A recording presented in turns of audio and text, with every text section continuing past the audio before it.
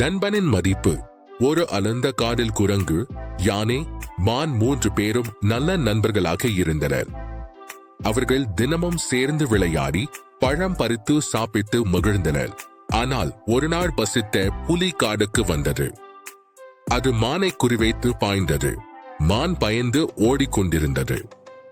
அப்போது யானை தன்னுடைய பெரிய உடலால் புலியை தடுத்து நிறுத்தியது.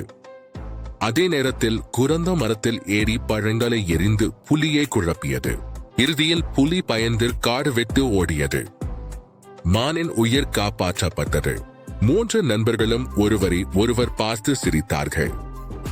மான் சொன்னது, எனக்கு உயிர் பிழைத்தது உங்களால் தான். உண்மையான நண்பன் தான் வாழ்க்கையின் பெரிய செல்வம்.